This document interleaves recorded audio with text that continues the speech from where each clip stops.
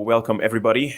Thank you for joining us for this call, and I'm excited to talk with Borge for once again, and we will talk about some training and nutrition goodies and just talk through some of our recent thoughts about how to individualize training and nutrition. So first of all, Borge, thanks for joining today.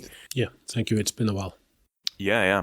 So maybe just let's start with how is your training and nutrition going these days? Have you been experimenting with anything new for yourself, or was there anything that's been on your mind as of late?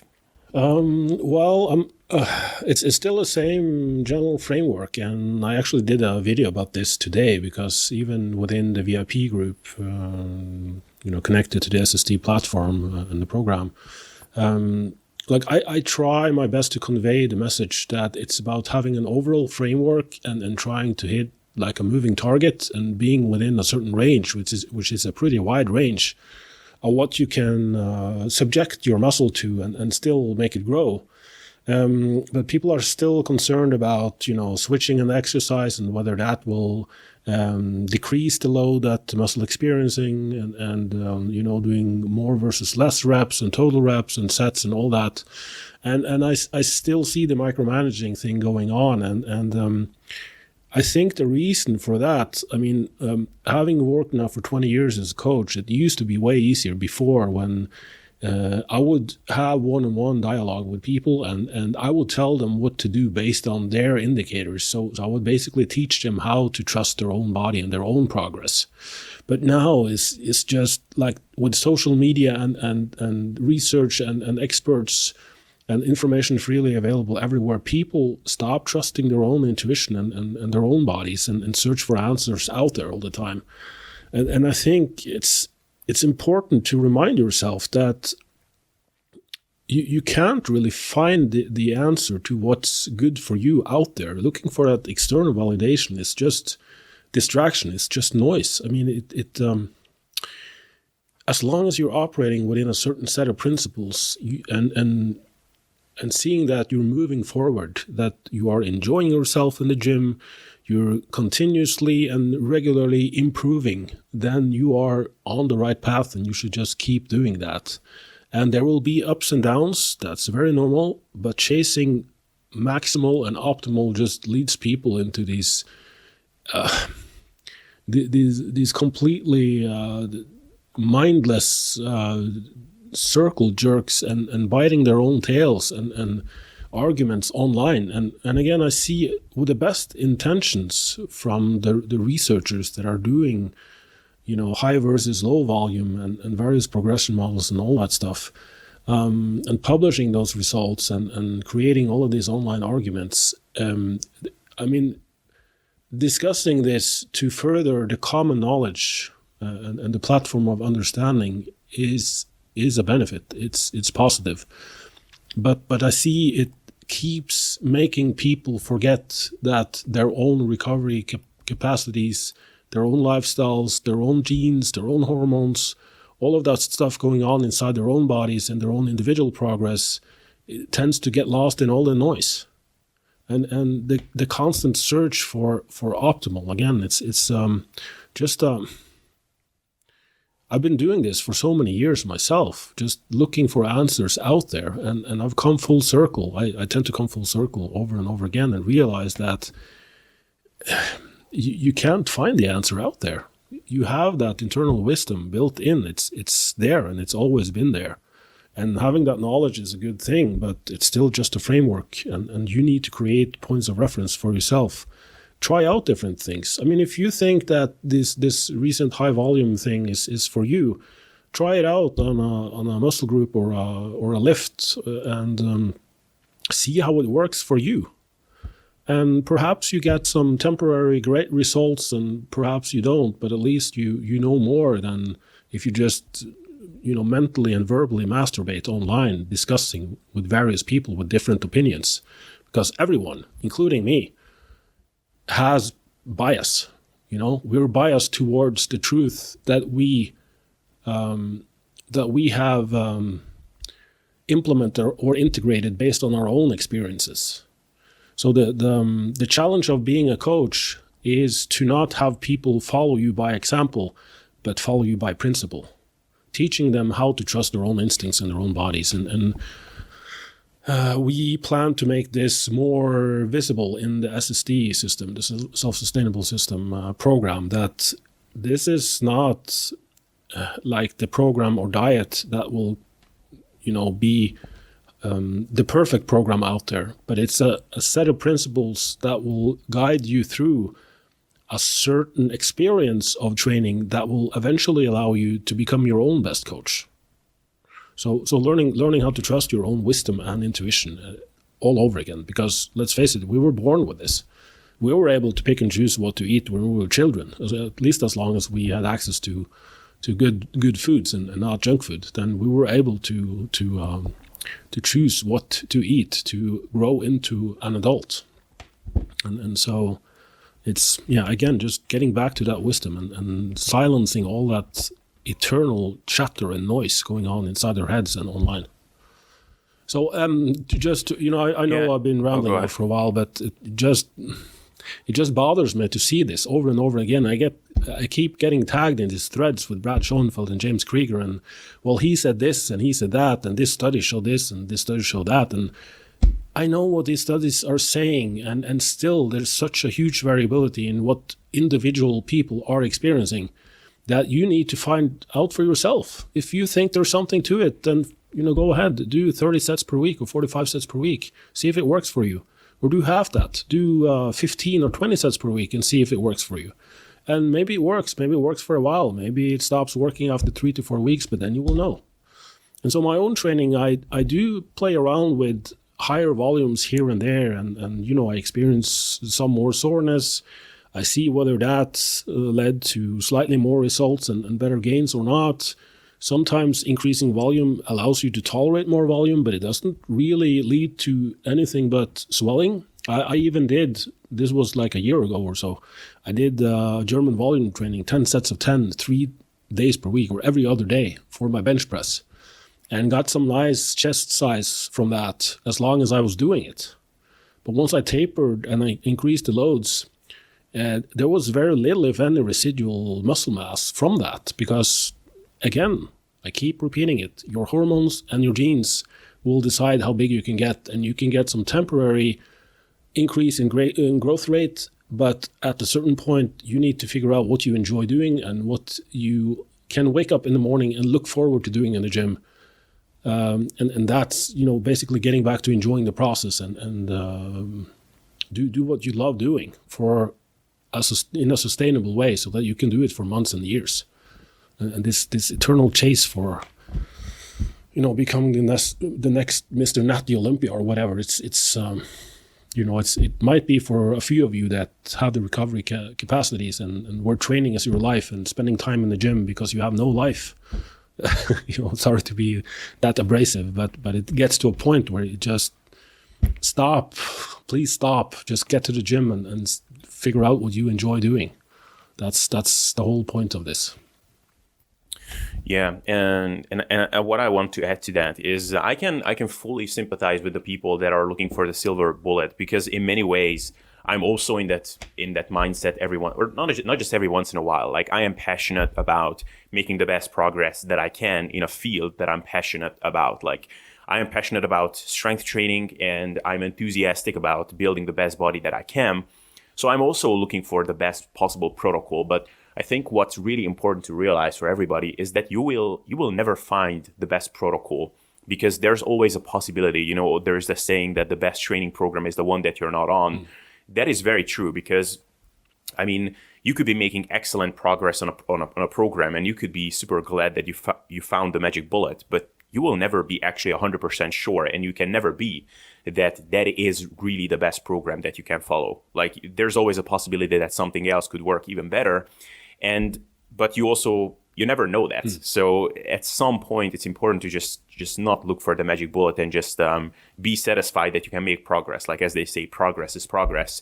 And, you can easily drive yourself crazy. Like, you can look at Mike Israetel, Borge, Menno Henselmans, Eric, Brad Schoenfeld. Like, these are all extremely intelligent people. And, Mike Israetel says that you should progress your volume. And he has a compelling argument. Like, logically speaking, it makes sense. Like, volume is a key driver of growth. So why not progress that from week to week, just as the same way as you progress load? Then you have Schoenfeld, who says that you should periodize your program in terms of training blocks where you do different volumes. Then you have Borge, who says that load progression is more important than you should just settle for a volume that is sustainable. And well, I just want to add that because I noticed that James Krieger commented on, because someone tagged me in his post about his experiment with high volume on his upper body or whatever. And he showed that he had improved his total load volume. So generally doing high volume, he was able to do more volume, which is not surprising. He didn't have any real measurements on actual muscle growth, which is a shame. But, regarding their recent collaborative study with Brad Schoenfeld, they had strong reason to believe that this was a primary driver of muscle growth and whatnot. And he said he tended to doubt that load progression was a driver of hypertrophy, even though, in my mind, or not in my mind, but we have research going back all the way to the 1950s showing that it is indeed a primary driver of muscle growth. And he himself noted that, well, since he was increasing, when he increased his volume, then at a certain point he needed to increase the load to stay within the 12 to 15 rep range.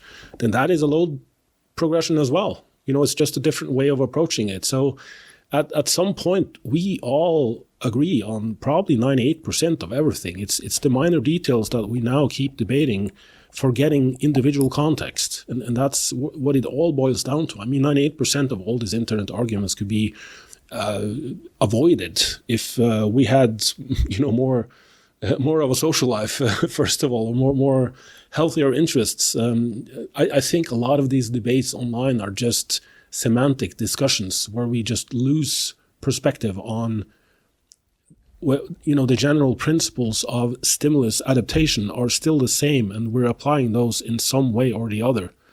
And again, at the end of the day, or at the end of the life, because let's face it, we're all gonna die someday. Not to be macabre, but that's the one thing we can all agree on, for sure, 100%. Are you going to get bigger than your hormones and genes allow you by doing 40, 30, 20, or 10 sets per week? I highly doubt it. Yeah, and at the same time, let's address this question because, sure, as I think this is something that some of the HIT guys like to say, that all roads lead to Rome. Eventually you will get to your genetic potential, not regardless of what you do. Like maybe some protocols just legitimately won't allow you to get there because they're just not enough stimulus or the wrong type of stimulus. But at the same time, how much faster progress do you think someone can eke out if they're optimizing everything? So I asked this question from a couple of people already. But so let's say you could eke out a faster rate of progress if you did 20 plus sets of work a week, as opposed to doing something like sub 10, maybe 8 to 12 sets a week, something like I'm doing. How much faster do you think you could progress over the course of a year? So let's say your total potential for that year, if you did everything perfectly, would be 5 pounds of muscle. And what would be something like a more moderate amount of volume? What would that allow you to achieve? Like half of that rate or 80% of that rate? What would be your guess?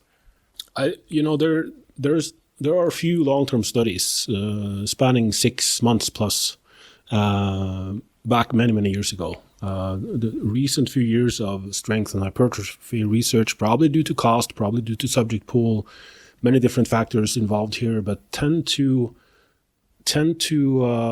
be only 8 to 12 weeks. And this is where you can see that some have higher growth rates. But the long-term studies, there were even many long-term studies comparing 1 set 2 to 3 times per week to 3 sets and 5 sets, showing very little, if any, difference.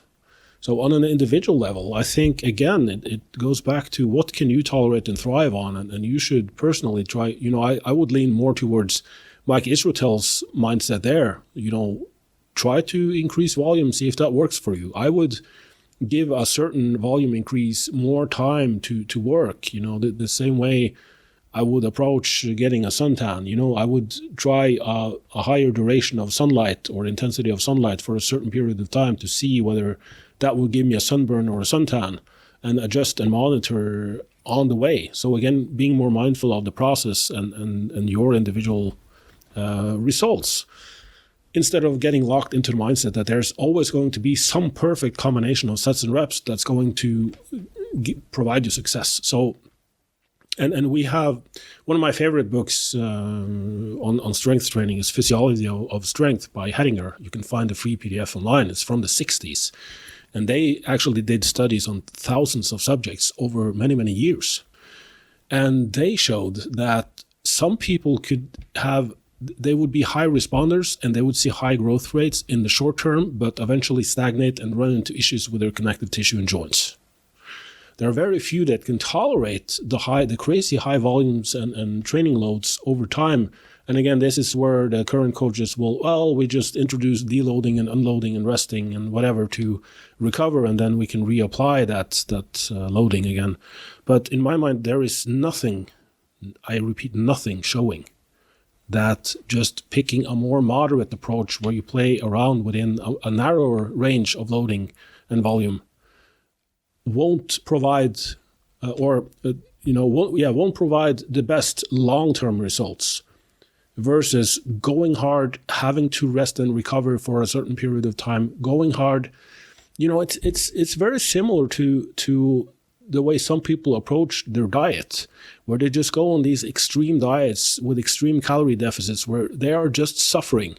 And they're losing some fat, they might be losing some muscle, a lot of them are. They're slowing down their metabolism, the body is compensating and adapting to what it's subjected to. And then when they go off the diet, they just go into this massive caloric surplus. Some of you guys might remember the ABCDE approach that Bill Phillips popularized. It was based on this Torbjörn Åkerfeldt guy that claimed that going through these periods of feasting and famine would be a very evolutionary, smart way of approaching the dieting process. And there were like massive feedbacks from people that got no results whatsoever because the body doesn't thrive on extreme approaches. It doesn't, again, the sustainable self-development approach to me has been the most time-tested, proven strategy to achieve success. Just going out there and grinding yourself into a pulp, if you're a masochist, then for sure you can enjoy doing that because you enjoy pain. Some people enjoy that pain and feeling of accomplishment because they have endured something extreme. But don't try to tell me that this will provide the most long-term permanent results, because in my experience, from thousands of clients and 20 years and 30 years of training and 20 years of coaching, I have yet to see that. I still haven't seen that producing better results.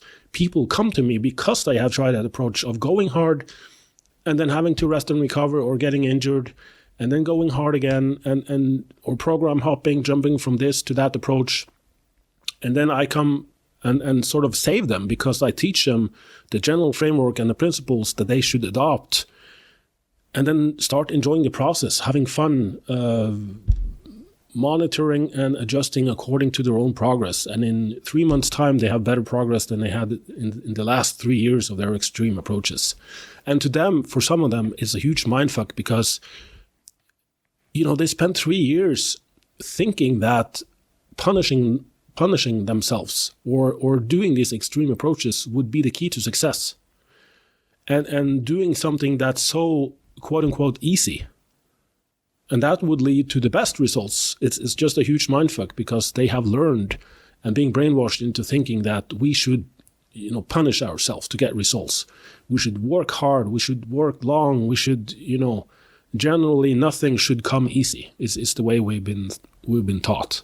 And so when this sort of just turns the world upside down, when they realize that getting back to playing around within a certain range is the only way to achieve long-term success. Is just not only a massive mindfuck, but also the most liberating thing you can experience in a lifetime. Yeah, and I think, just that last point you mentioned, it comes back to one of your favorite sayings is that you can't let psychological needs dictate physiological reality.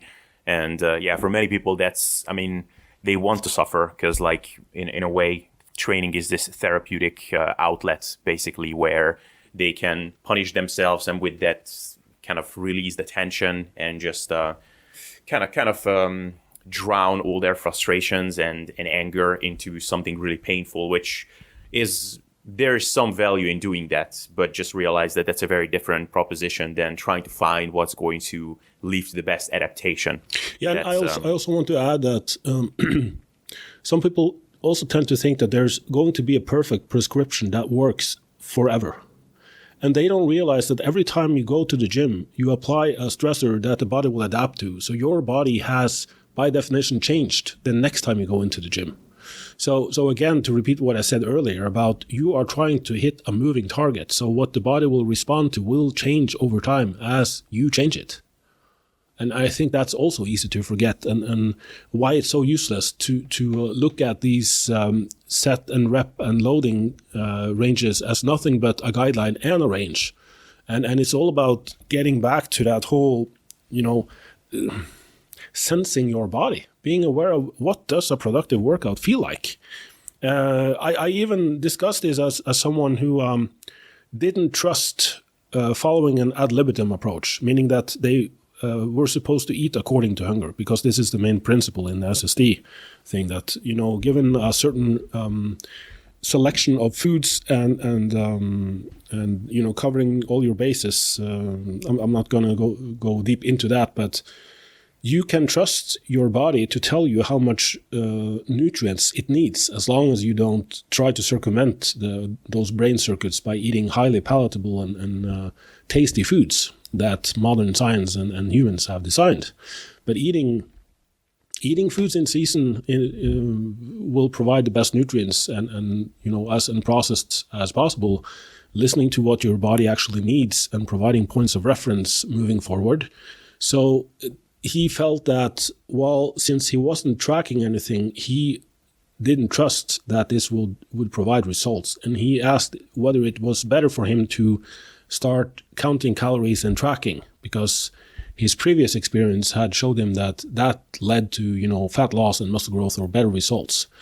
And so I said, you grew into an adult just trusting your body, and he looked pretty good before he even touched the weight. So obviously he had been doing something right. So what he could do, because some of us are led astray by all of this information, and so we stop trusting our intuition in our body, or we forget what that intuition sounds like. So what I advised him to do was, you can go back to tracking for a while, weigh and measure and track your calories and your macros, your weight and your measurements. That's exactly what I do with my new clients. I go through a period of time from 1 to 3 months where we do that. But along the way, you should also be aware of your satiety, your energy levels, and how your body changes according to the foods you are eating in the amounts you're eating, so that you can recalibrate your own intuition. And when you then stop tracking everything, you have relearned what those bodily signals actually mean. And that's one way to approach it. And you can use the same mindset when it comes to training. So for me, I've stopped logging my training and having a prescribed training program. I have a general idea what I want to do when I go to the gym. But other than that, I'm way more intuitive about what loads to use and how many reps to do and how many sets to do. And if one exercise doesn't feel right, I switch it out. And that's, basically where I want people to arrive at the end, because it's a way more enjoyable way of going to the gym and sitting by the kitchen table. Yeah, that last point that you mentioned, I think I like to say that there's a time and a place for everything, just like in real life. Like, there's a time and a place to go out and party and binge drink and stay up late and try to get laid, and that's your entire life. When you're in your late teens, early 20s and whatever, you're just a stupid little guy. There's a time and a place for that. And when you're a bit older, a bit more wiser, maybe that's not the best time to do that. You should know a bit better. And kind of the same thing with training and nutrition. I had my honeymoon phase with tracking, and there was a time and a place where tracking everything that I ate and planning my nutrition all day long and logging things in my fitness pal and trying to make sure that everything worked out for the gram, that actually caused me pleasure. Like I enjoyed the process. It was not stressing me out. And if someone at that time told me that like, hey, you should stop doing that, this is obsessive and you should listen to your body, I would have been like, yeah, but I want to, like, I like this. And I think that's okay. And now if I had to do that, I would shoot myself. Like, I am so glad that I don't need to track things. And yeah, like the same thing with training. Like, I think for many people at this point, like when they're earlier on in their training journey, it's, it's fun for them. Like, okay, I can probably build up to like, squatting with 4 plates or 8 plates, or I don't know, what does 200 kilos work out to? But, like it's fun for them. They look at their training log. Okay, last week I squatted 95 kilos. Can I squat 97 kilos this week? But at some point, like, that, okay, if you push yourself hard and you push your muscles close to exhaustion, you're going to cause a training adaptation, and it's going to happen whether or not you put it in your spreadsheet. And that's okay too. And there's a time and a place for that. So, yeah, I really like what you said about you're trying to hit a moving target. And just to hark back for a second on what you mentioned about James and his high volume experiment, like, maybe James is one of those guys for whom that is a good idea. Like maybe he's really like a slow twitch endurance type of guy. He's a hard gainer, maybe, I don't know. But, he said in that post that he was doing like 12 to 15 sets for most of his training career. And he just didn't grow. And so he's 44 years old, I think, if I remember his post well. At this point, he feels like doing a training experiment with higher volumes is something he can afford. Like, Good going, like, more power to him. And if it worked, that's great. And the same way as like, if you're, like I found earlier in, like, I was only training for like 1 or 2 years when I found that the Martin Burkhan, 3 sets reverse pyramid training once a week per muscle group was just not enough for me. Like I got stuck at like 82 kilos for 6 reps for months and months on end. And when I upped my training volume to maybe like 6 to 8 sets per week, then I started to grow, and I pretty quickly went up to benching, close to 4 plates or 2 plates. Sorry. And again, that's the, brings us back to the whole point. Don't be afraid to experiment, but also stop looking for validation out there, what others are doing to guide you. Look to them for inspiration, for sure, and for research for inspiration. But you are your own best.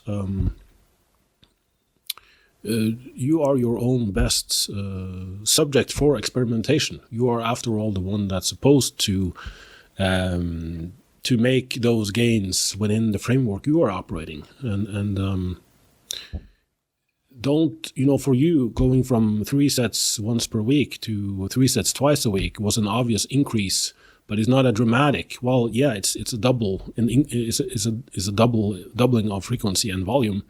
But it's still just 3 additional sets per week. So when I see Brad and James's experiments and research leading people to go from maybe 6 to 8 sets per week to 30 to 40 sets per week, I don't think that's quite as productive. Even James scaled up his volume gradually and over time, and in a sort of a Mike Israetel-ish fashion. And I think that's a good way to approach it. And go try it out for yourself. And again, going back to the investment theory, if you want to spend, double or triple the amount of time and effort in the gym to achieve a higher rate of gains, it might be worth it if you're not gaining anything now. But if you are gaining now and you're just generally unhappy with your progress, which most people tend to be even if they are gaining, then, try a slight volume increase, but don't go crazy with it.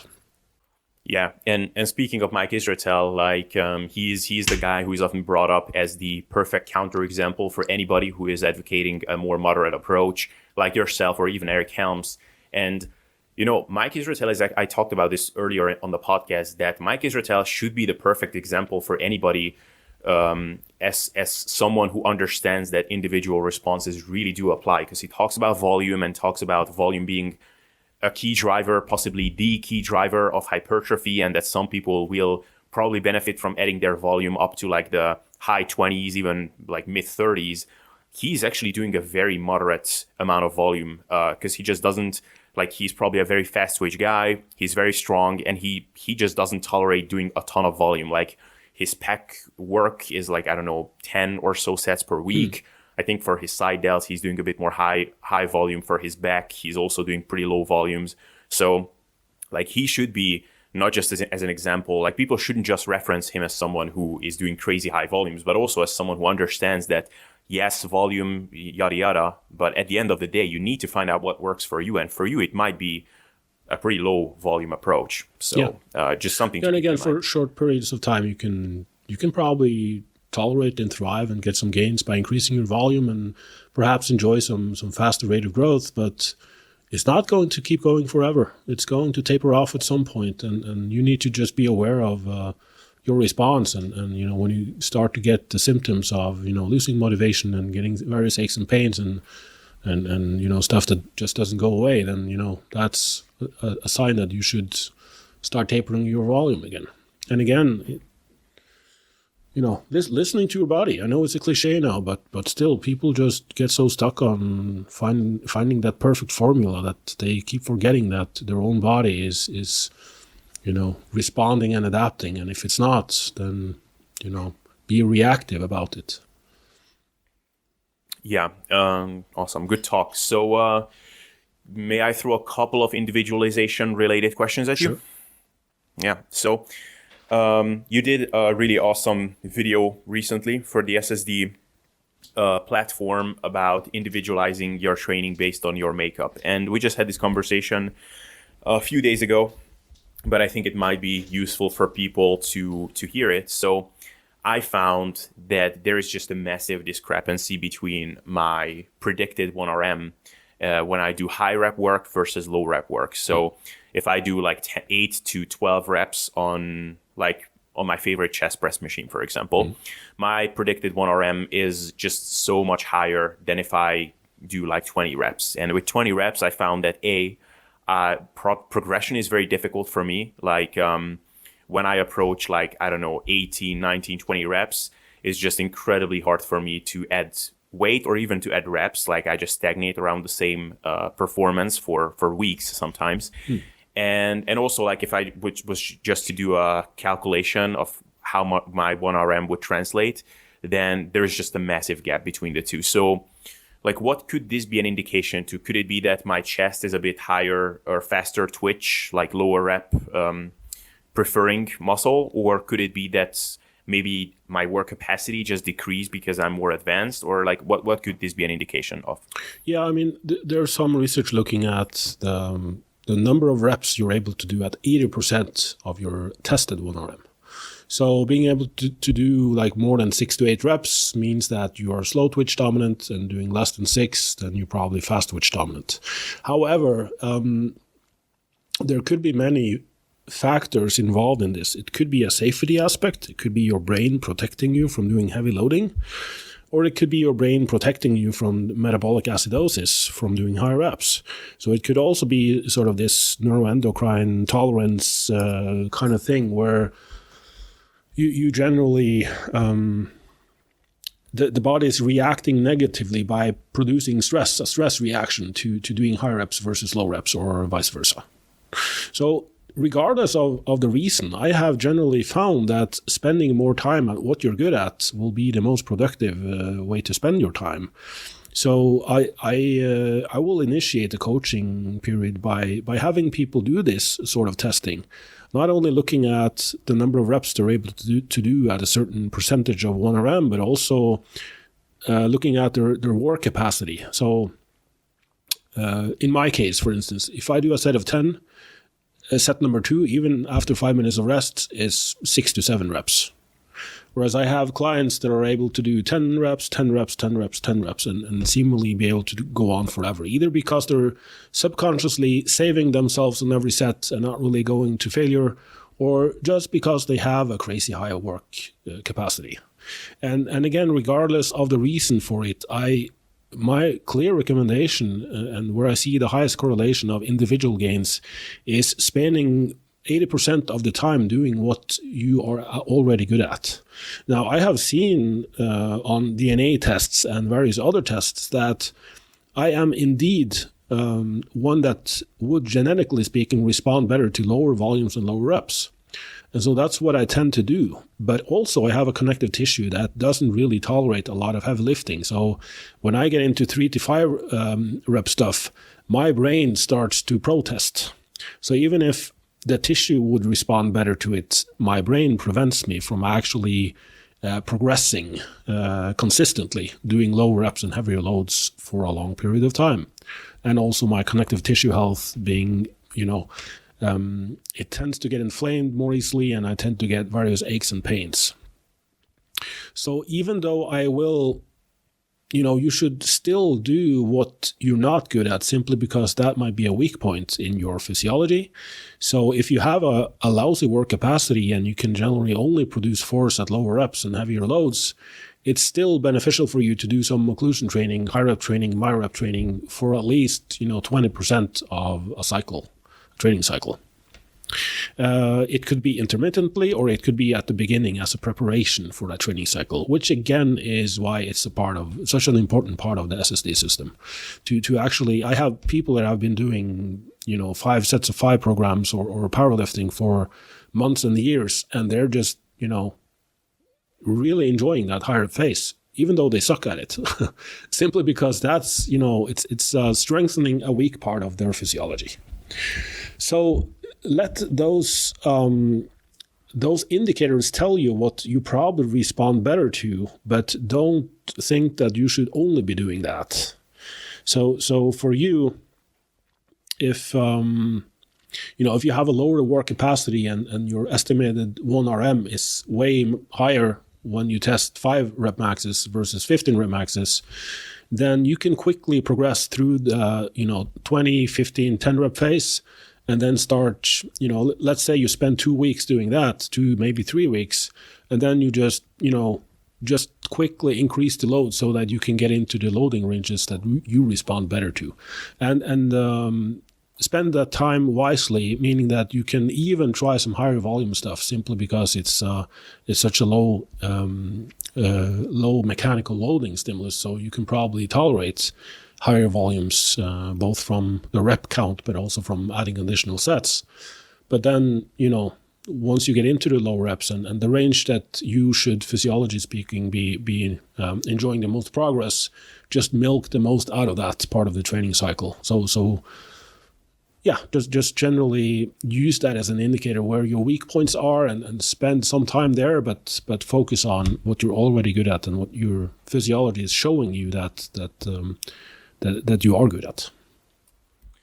Yeah, and people don't realize how this mental inhibition can play into things, because, for example, just because I had a shoulder injury, I talked about it not long ago on the podcast, which really kind of messed up my training for a long time, and it's just just lives as such a traumatic thing in my mind that maybe I could do bench press just fine and progress with that, and I could bench heavy, but I just don't think I could get optimal development from the bench press, because I think I could never exert myself nearly as hard as I otherwise could, because there's just that massive mental inhibition component. And the same thing with the barbell military press.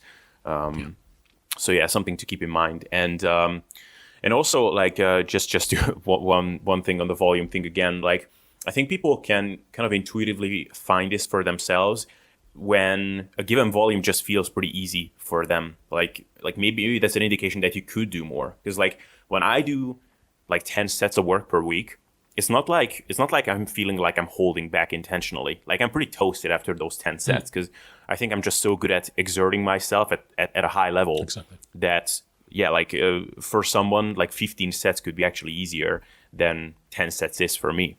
So now another thing we chatted about privately is kind of training tempo and slow training, and this is something that I really want to explore in the upcoming time period, because I was really surprised looking into this that there's really not in general, many people make fun of super slow and slow training, and okay, you can slow down your eccentrics and stuff, but just don't get into some of the ridiculous super slow things.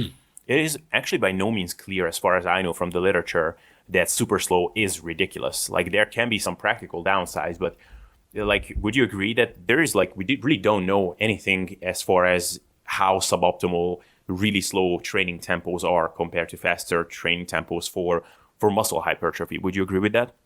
Yeah, I've experimented with slower eccentrics and isometric holds at certain parts of the range of motion with great success. Not only because there are major benefits and underappreciated benefits of isometric training, and there's a safety component as well, where faster repetitions apply more loading to the connective tissue. You get a higher impulse stress to the joints and tendons as you reverse directions from the eccentric to the concentric. And many of the studies comparing the slower tempos to the normal tempos didn't really equate load or time under tension. So, for instance, they would apply the same sets and reps, but given that a slower repetition performance would provide less reps, then again it doesn't.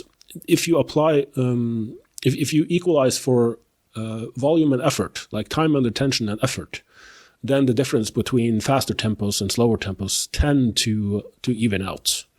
And I definitely think there's a time and a place for slower tempo lifting as well, not only because there's a proprioception advantage where you learn more about the movement and you learn to feel your muscle more, like that elusive mind-muscle connection.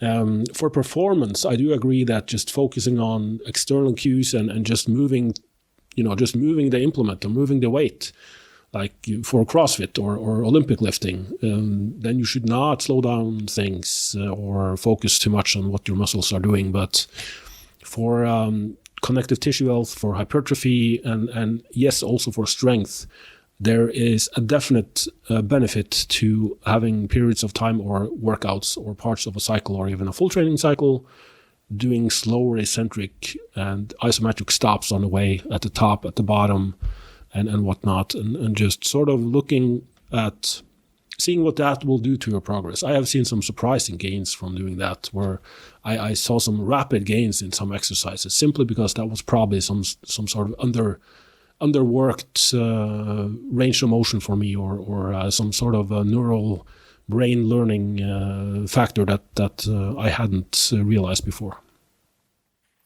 Yeah, and I'm actually going to chat with Dr. Doug McGuff next week, I believe. And I shouldn't even say that because I'm going to jinx it and it's going to fail again. But I will try to actually address this point to him in a respectful way, that I find this a little bit too accidental, that all the super slow, really low volume proponent guys are consistently weighing 20 kilos less than the non-super slow guys. And I'm not talking genetics equalize them, whatever.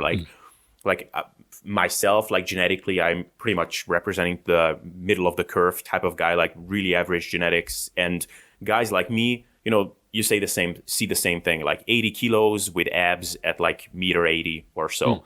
And that's what you see. And super slow guys, same thing, but 10 kilos lower. So I find this a little bit too accidental, but what we have to keep in mind is that they are training, the super slow guys train to absolute failure, sometimes beyond failure, which probably hampers their recovery or increases their recovery demands quite a bit. Yes. So they can only train with exceptionally low volumes.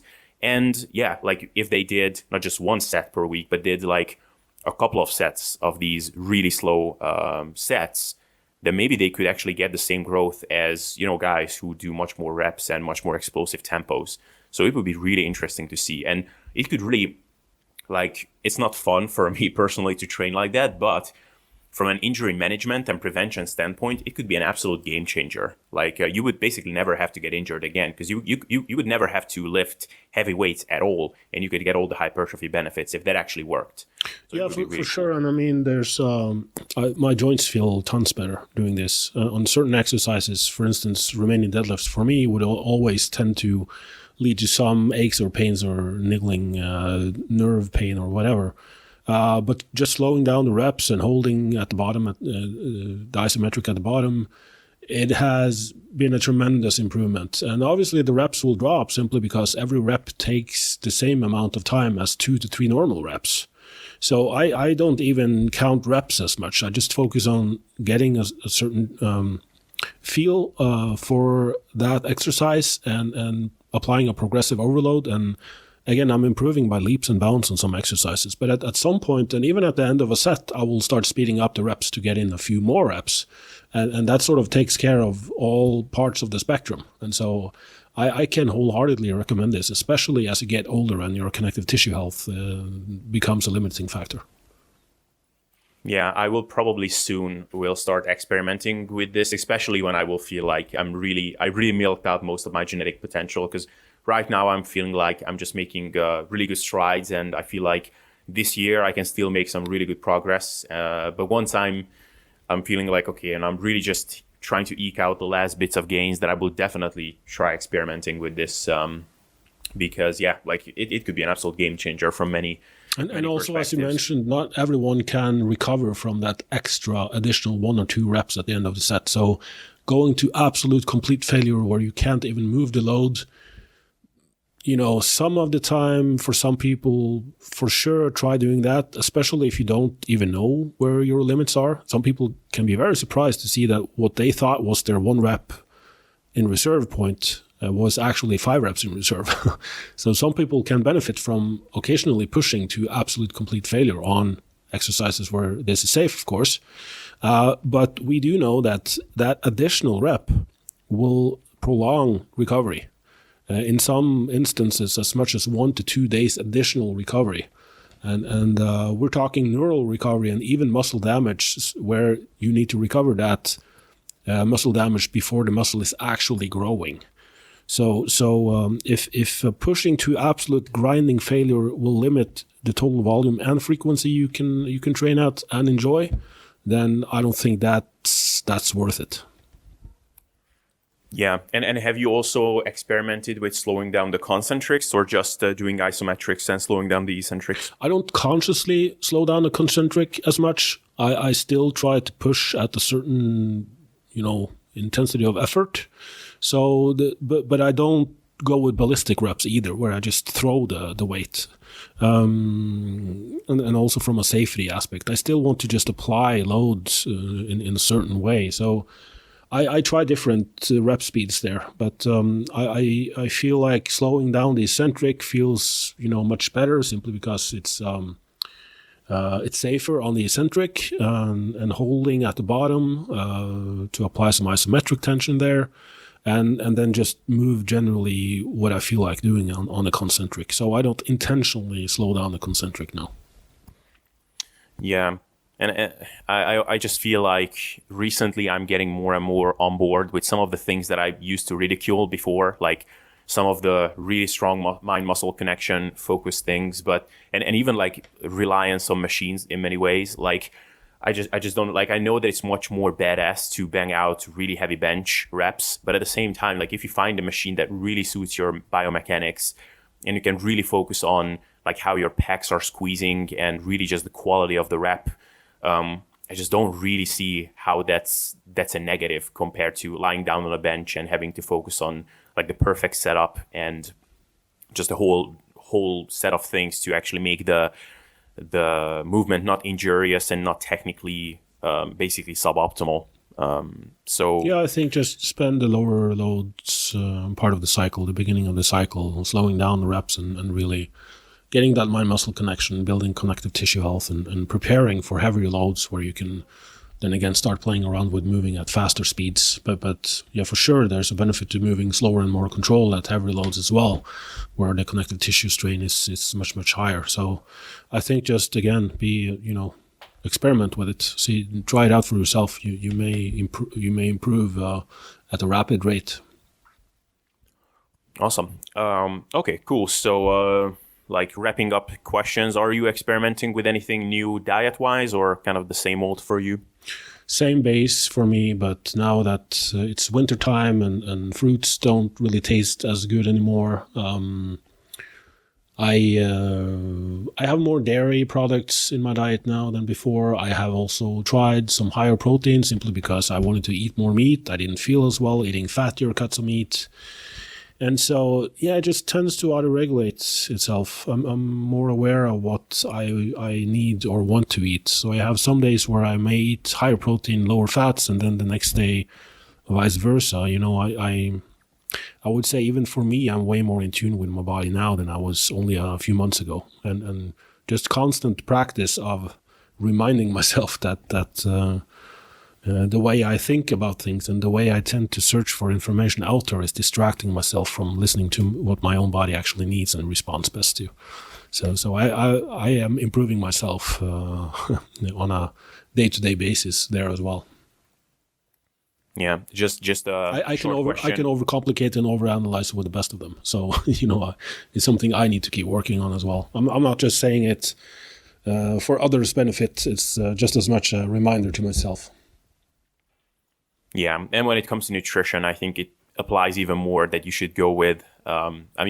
You can really just tick off a few boxes, and if you're eating a nutrient-dense diet, enough protein, and your body composition is looking like you think it should, then you're doing as good as you're ever going to do. So just a short question, like feel free to just cover this in like 2 sentences. You don't need to elaborate on it a ton, because we had like a 1-sentence exchange about this offline or online, just off air. What do you think about the vertical diet?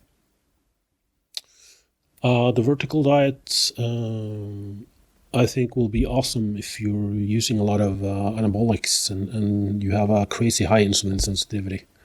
So I don't think it's a very good approach for most people, at least not for the long haul. It's not a sustainable way to eat. The way I understand it is that you're just supposed to eat crazy high protein, crazy high carbs, a ton of rice, stay away from FODMAPs, just fermentable carbohydrates, which I can obviously agree with for some people, and if you're just doing crazy high volumes and training the way that this guy promoting it is doing, then for sure you're going to need all those carbs. But I don't think it's a good approach for most people.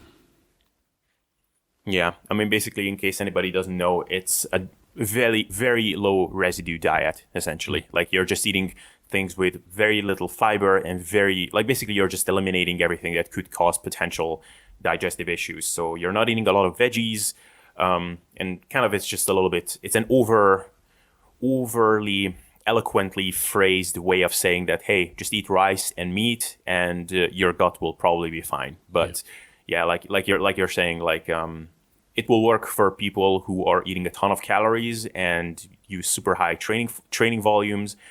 And for many people, it can work well as an elimination diet, but for many people, it could also lead to a lot of hunger, I think, because of high carbs, low volume, high glycemic index for the most part. Yeah, so, what we know about insulin management, insulin and blood glucose management is that unless you can dispose of all of those carbs and you have crazy high carb tolerance, then it will lead to inflammation and various issues even with nutrient absorption. So I don't think it's not for everyone. I think it's for the very, very few that have not only the training volume and the physiology, but also the pharmaceutical assistance to tolerate it.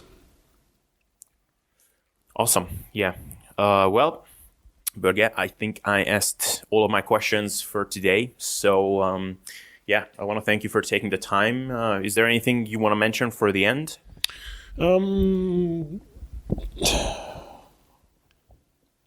I think it's been a while since I was on your podcast now, and since we did Q&As for the Sustainable Self-Development Group, and that's because I've been working behind the scenes to make the SSD platform the best it can be, and to add content to the VIP coaching forum, and I have also reopened my coaching. One-on-one coaching, and so I'll take in a select few clients, and I know you also do, so there will be more information about that on the sustainableselfdevelopment.com page. There's already an option on my borgefagerli.com page for contacting me, .no for the Norwegians. But I have also spent all this time to reflect and ground myself to sort of a deeper understanding of what it takes to become the best you can be. And I have learned a lot about myself and about not only the training and nutrition process, but also about humans in general and the way we work and how we should work and what what life should be all about. And I can just say that even with all of the challenges I've had, I have begun to enjoy my life much more than I ever have, and being part of this sustainable self-development brand and developing that has created a framework for me that has allowed me to evolve this way. So I'm grateful to you for being the founder of this, and now I'm grateful for being a part of it. And I think that, and I hope that people listening to this will eventually start to integrate the learnings and the philosophy that we are talking about, because there's we genuinely want to improve people's lives and to stop the overall analyzing and stop the constant chase for optimal and perfection, and just generally being dissatisfied with yourself. There's too much noise out there created to appeal to your sense of not being good enough. And it's my life's purpose to put an end to that, to make people realize that you're already there, you're already good enough, and it's about relearning how to listen to your own internal wisdom. Yeah. Well, first of all, I'm really humbled by what you just said, and as you know, for me, collaborating with you has been pretty much life-changing in many respects. So I'm really grateful for that opportunity that has been given to me, and I'm really excited for what's going to come in the future out of this collab. And it's really cool that you opened up your coaching again, so that people can look forward to that. So you guys can see more information coming off of this in the near future. And this has been a great talk, and I'm really glad that we've been able to not just give information practically speaking, but also just a bit of a mindset check for people so that they can approach their training and nutrition not just with a mindset of... I wasn't rambling too much. That there was some coherency in what I wanted, the information I wanted to convey, but I feel like really inspired and really enthusiastic about this, and I hope it was a good reminder for people out there. Yeah, and it was all good ramble. So thank you. I think it was definitely ramble of the valuable kind. So guys, hope you enjoyed this episode. And Borge, I want to thank you for your time today. Thank you for having me. And have a great rest of the week, everyone. Alright guys, I hope you enjoyed this episode and liked what you heard. And if you did, then I think you'd definitely love our SSD training and nutritional course that we recently put out with Borge Fagerli. This program not only contains a 12-week phasic training program that you can use to time efficiently and safely build the best body you can, but also gives you 4+ hours of video lectures about managing your nutrition and lifestyle to not only look good, but feel and perform optimally. So if this sounds interesting to you, then go ahead and check out sustainableselfdevelopment.com. And of course, to not miss out on future episodes like this, subscribe to the podcast and you'll be up to date on everything we'll be putting out. So thank you for hanging around up until now, and see you next time.